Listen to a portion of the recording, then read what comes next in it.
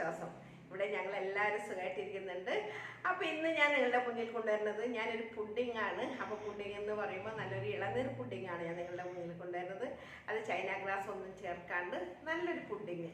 അപ്പോൾ അതെങ്ങനെയാണ് ഞാൻ തയ്യാറാക്കുന്നത് നേരെയാണ് കിച്ചണിലോട്ടാണ് പോയാൽ. അതിന് മുമ്പ് എൻ്റെ വീഡിയോ ആദ്യമായിട്ടാണ് കാണുമെങ്കിൽ തീർച്ചയായിട്ടും സബ്സ്ക്രൈബ് ചെയ്യാനും തൊട്ടാണ് ബെല്ലൈക്കനോടൊക്കെ ഒന്ന് പ്രസ് ചെയ്തേക്കണം. അപ്പോൾ ഇഷ്ടപ്പെട്ടാലും ഒന്ന് ഷെയർ കൂടി ചെയ്തേക്കണം കേട്ടോ.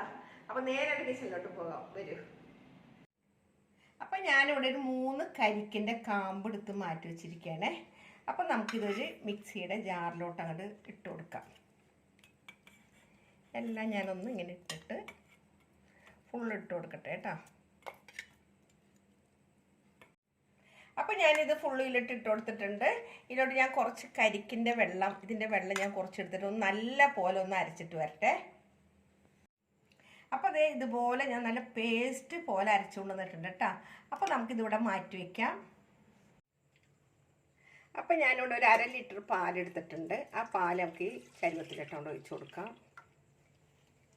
എന്നിട്ട് നമുക്കൊന്ന് ഗ്യാസ് ഒന്ന് കത്തിക്കാം. ഗ്യാസ് കത്തിച്ചിട്ടുണ്ടായിരുന്നില്ല.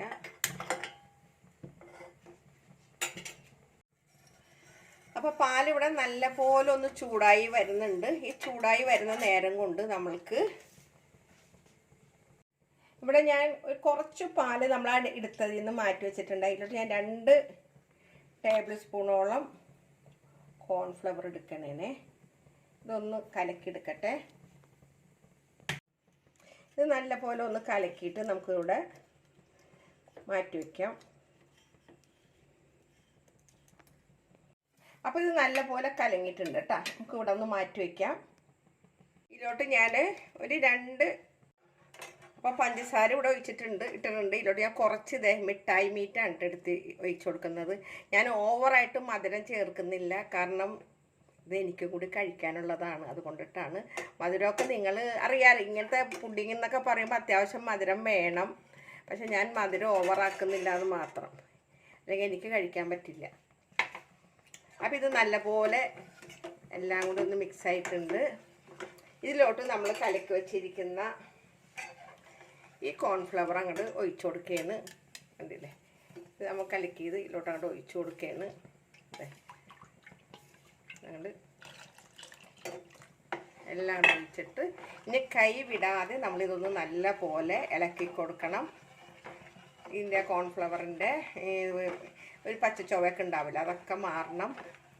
നമ്മൾ ചൈന ഗ്രാസ് ഒഴിവാക്കിയിട്ടാണ് ഞാൻ ഈ കോൺഫ്ലവർ വെച്ചിട്ട് തയ്യാറാക്കുന്നത്. അപ്പോൾ ഇത് നല്ല പോലെ ഒന്ന് റെഡിയായിട്ടൊന്ന് വരണം. ഇത് കൈവിടാണ്ട് ഇളക്കിയില്ലെങ്കിൽ എന്താണെന്ന് അറിയാമോ, ഇങ്ങനത്തെ പാത്രമാകുമ്പോൾ നോൺ സ്റ്റിക്കിൻ്റെ പാത്രമാണെങ്കിൽ പ്രശ്നമില്ല. ഇങ്ങനത്തെ പാത്രമുണ്ട്, ചിലപ്പോൾ അടി പിടിക്കാൻ ചാൻസ് ഉണ്ട്. അതുകൊണ്ട് നമ്മൾ പ്രത്യേകം ശ്രദ്ധിക്കണം. ഞാനൊന്ന് തീയൊന്ന് കുറച്ചിരിക്കാൻ കേട്ടോ. കണ്ടില്ല, ഇത് ഇതുപോലെ കുറുകി വരുന്നുണ്ട് കേട്ടോ. അപ്പോൾ നമ്മളുടെ ഇത് നല്ലപോലെ ഇതൊന്ന് തിള വന്നോട്ടെ. അപ്പം ഇത് നല്ലപോലെ ആയിട്ടുണ്ട് കേട്ടോ. നല്ലപോലെ ഒന്ന് കുറുകിയിട്ടുണ്ട്. കണ്ടത് ഇതുപോലെ ക്രീമി ആയിട്ട് വേണം നമുക്ക് എടുക്കാനായിട്ട്. എന്നിട്ട് നമുക്ക് ഇതിൻ്റെ ഗ്യാസ് അങ്ങോട്ട് ഓഫ് ചെയ്യാം. നല്ലപോലെ വെന്തിട്ടുണ്ട്. അപ്പോൾ ഇതിലോട്ട് ഞാൻ അരച്ച് വെച്ചിട്ടുള്ള നമ്മളുടെ ഈ കരിക്കിൻ്റെ പൾപ്പ് ഇതിലോട്ടങ്ങോട്ട് യോജിപ്പിക്കുകയാണ്. കൈ വിടാണ്ട് നമ്മൾ ഇളക്കി കൊടുക്കണം. കൈ വിടാണ്ട് നമ്മൾ നല്ലപോലെ ഇളക്കി നല്ലപോലെ ഇതിലോട്ടാണ് യോജിപ്പിച്ചെടുക്കണം.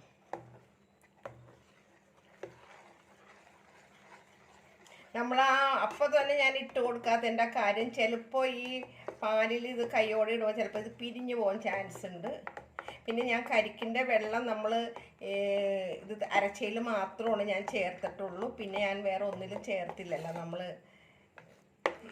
പാലിലൊന്നും മിക്സ് ചെയ്തിട്ടില്ല കരിക്കിൻ്റെ വെള്ളം. അപ്പോൾ ഇതെല്ലാം നല്ല പോലെ യോജിച്ചിട്ടുണ്ട് കേട്ടോ. കണ്ടില്ലേ, ഇനി എന്തെങ്കിലും ഒരു തരിയൊക്കെ ഉണ്ടെങ്കിൽ നമുക്കൊന്ന് കരിക്കൊക്കെ ഒന്ന് ഇടക്കൊന്ന് കടിച്ചോട്ടെ. കണ്ടില്ലേ, ഇതുപോലെ ആക്കിയിട്ടുണ്ട്. ഇനി ഞാനിവിടെ ഒരു ട്രേ എടുത്തുകൊണ്ടെന്ന് വെച്ചിട്ടുണ്ട്. കണ്ടില്ലേ,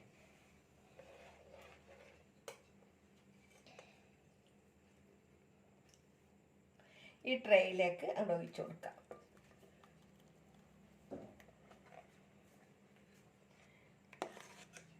ഞാൻ അത്യാവശ്യത്തിൽ കട്ടിയിലുള്ള ലെയറാക്കി തന്നെ വെക്കണം. ഇനി വേറെ ഇതൊരു പാത്രത്തിലോട്ടൊന്നും മാറ്റുന്നില്ല.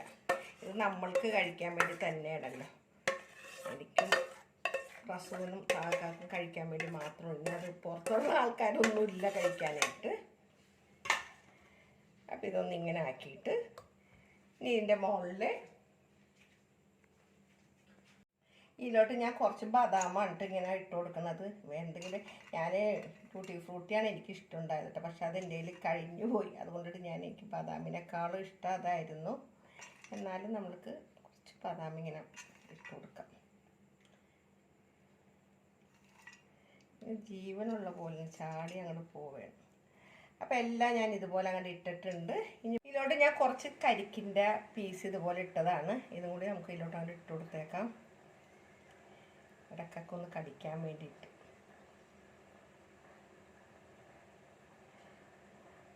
ഇത് കൂടുതലായിട്ടൊന്നും ഞാൻ അലങ്കരിക്കുന്നില്ല കേട്ടോ.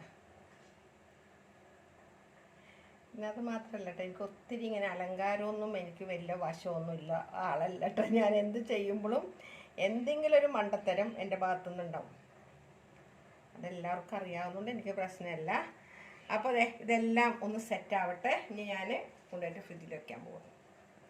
അപ്പോൾ നമ്മളുടെ പുഡിങ് കൂടെ 4 മണിക്കൂർ സെറ്റ് ചെയ്ത് വെച്ചിട്ടുണ്ട് കേട്ടോ. 4-4.5 മണിക്കൂറോളം ഫ്രിഡ്ജിലിരുന്ന്, ഫ്രീസറിലല്ല ഫ്രിഡ്ജിൽ.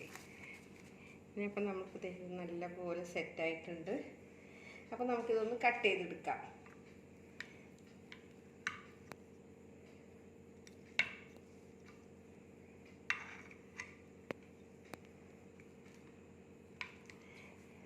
ഞാൻ രണ്ടുപേരെയും കൂടി അശ്രദ്ധ പോലെ കണ്ട. ഇതൊരു പീസ് എടുക്കാം.